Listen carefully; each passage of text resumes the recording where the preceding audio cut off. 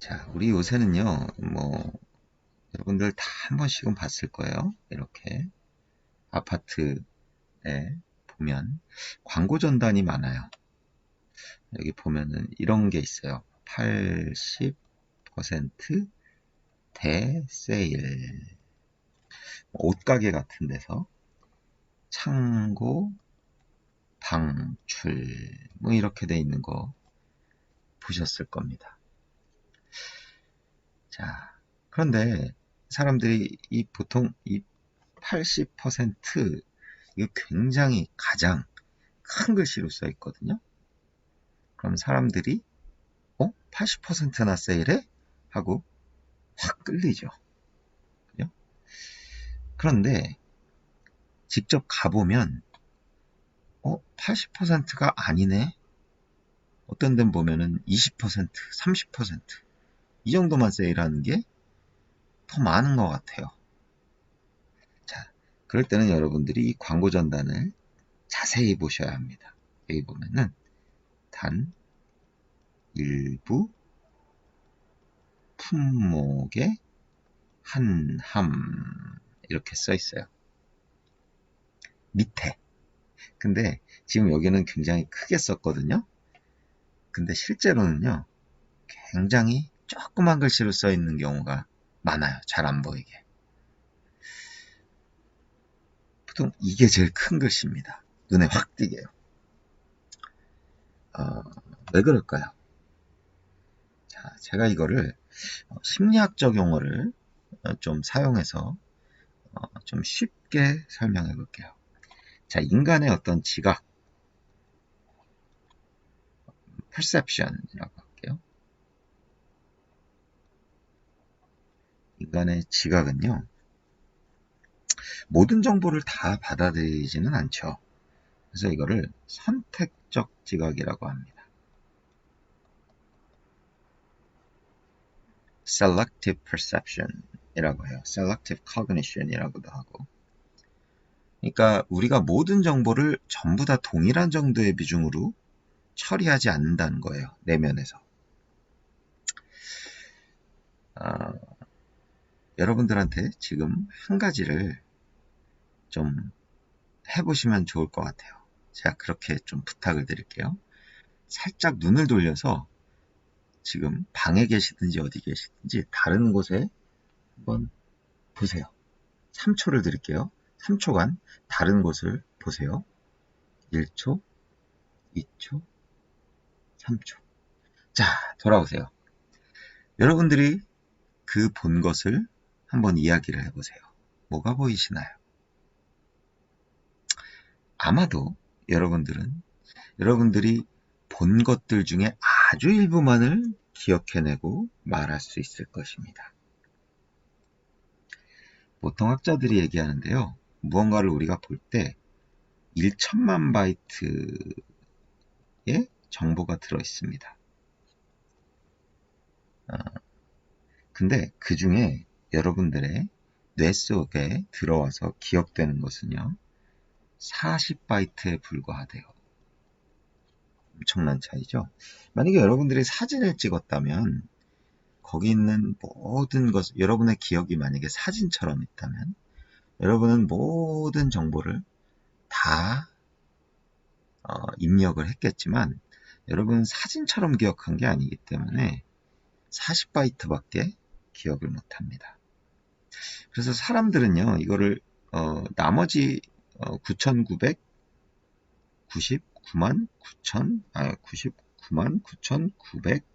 99,960바이트는 어디 갔냐? 이거는요 무의식에서 처리된다고 합니다. 나머지는. 그리고 우리의 의식 속에는 이것만 남는 거예요. 그래서 이거를 이중궤적이다. 이렇게 이야기합니다. Two-track mind.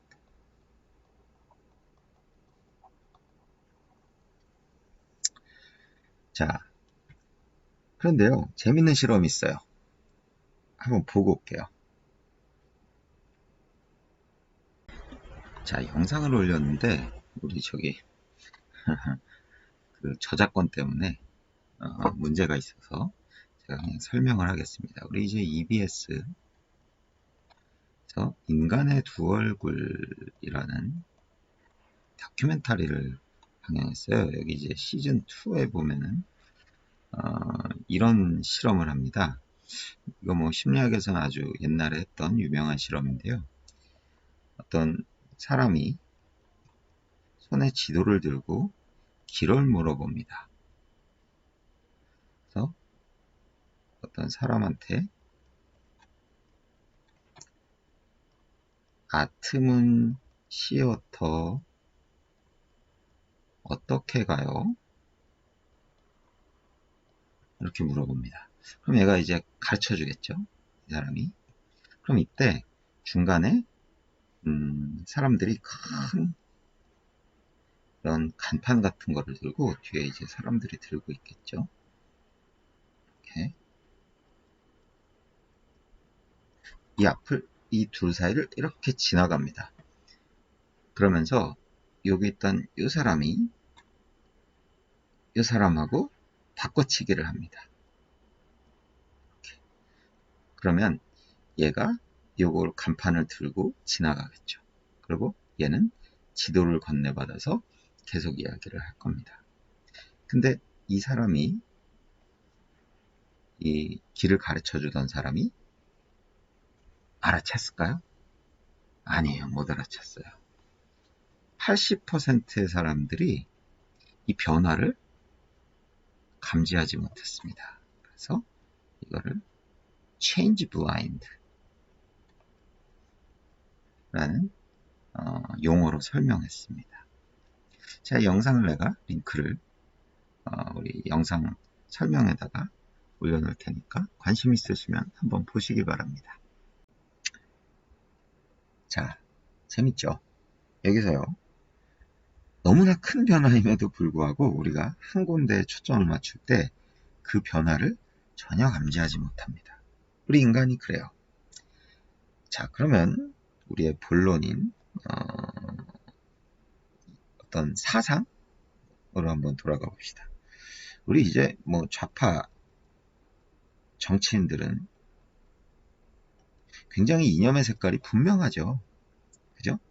이 사람들의 이론은 대부분 마르크스주의입니다. 마르크스주의.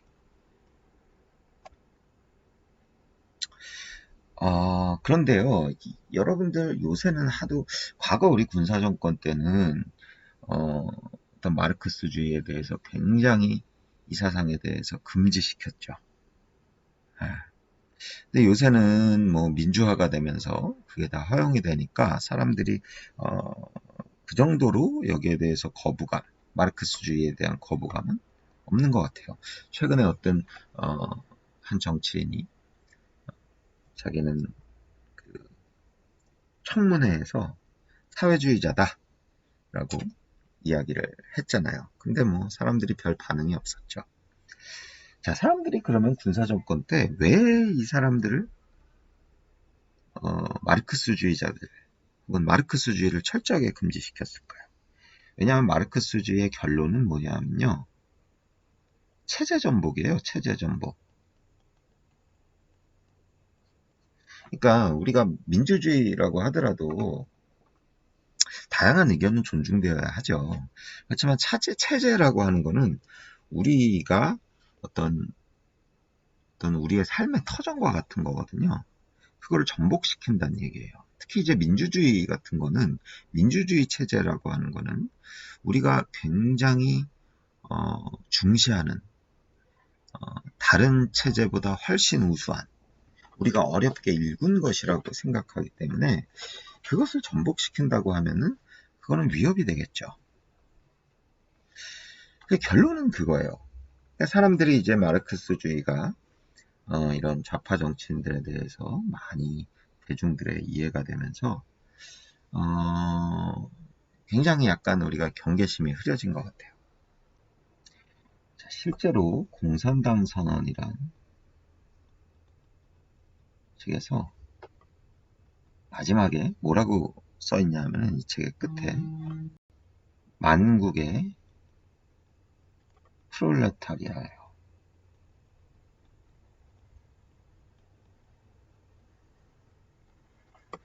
단결하라. 이렇게 돼 있어요. 그러니까 단결해서 우리 체제를 전복시키자 이런 얘기거든요. 근데 저기 마르크스주의 이론이 사람들한테 이제 민주화가 되면서 책들이 많이 나왔어요. 그래서 이 이론을 공부하는 사람도 많이 있습니다. 근데 사실은 이 마르크스주의의 그 이론을 보면요, 이런 어떤 좌파 사상의 이론은요, 우리가 가장 먼저 결론부터 봐야 돼요. 처음부터 이거를 읽기 시작하면 위험합니다. 균형 잡힌 이해를 할 수가 없어요. 일단 이거를 봐야 돼요. 결론이 뭔지부터 봐야 돼요. 그러고 나서 결론을 중심으로 내용을 이해해야 됩니다.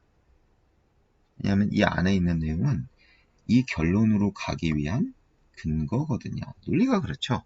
근거를 먼저 대고 나서 결론을 제시해야겠죠. 자, 그래야 이 근거에 대해서 우리가 선택적 지각이 되지 않고 제대로 이해할 수 있게 돼요. 근거가 되는 게 뭐냐면은 착취의 개념이에요. 착취. 잉여가치론으로 설명하거든요.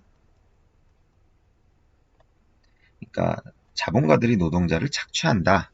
그러므로 자본가들의 자본을 빼앗는 체제 전복을 해야 된다라고 하는 거예요. 이게 근거입니다. 근데 이거를 자세히 보면요. 이거는 이제 시장 가격이 노동량에 따라서 결정된다고 이야기하거든요. 시간이죠. 근데 실제 그렇지 않죠. 그렇기 때문에 거기다가 두 번째 문제는 뭐냐면은 자본가는 노동을 안 한다. 이렇게 얘기해요. 이게 사실은 말이 좀 안 되는데 사람들이 이 잉여가치론을 딱 들으면 감정이 발동을 해요. 감정. 이 감정은요. 분노라는 감정이겠죠. 그냥 이 말 자체가 착취.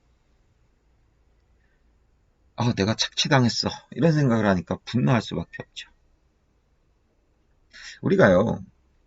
아까 선택적 지각이라고 했는데 어떤 정보를 선택하게 되냐. 정보 선택의 기준이 뭐냐. 이게요. 이 기준이 굉장히 이성적일 거라고 생각할지 모르지만요. 심리적으로 감정이 가장 기준이 됩니다. 우리가 어떤 정보를 선택적으로 지각할 것인가를 선택하는 데는 감정이 훨씬 영향을 많이 미쳐요. 자, 여러분 이런 그림 보신 적 있죠? 담배 가게. 보면은 이제 담배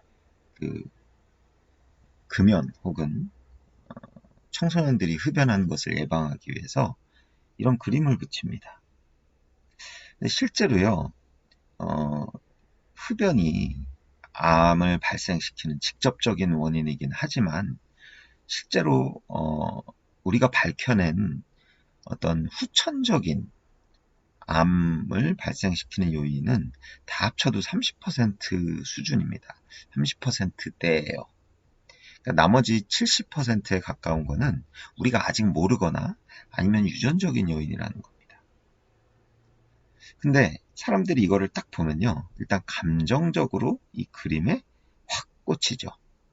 그래서 금연 혹은 청소년의 흡연 예방 효과가 있는 거예요. 이게 기억에 남거든요. 흡연하면 저렇게 되는구나 라는 생각을 하게 되죠. 자, 지금 우리 정치 현실을 보면요. 우리 좌파 정치인 그리고 우파 정치인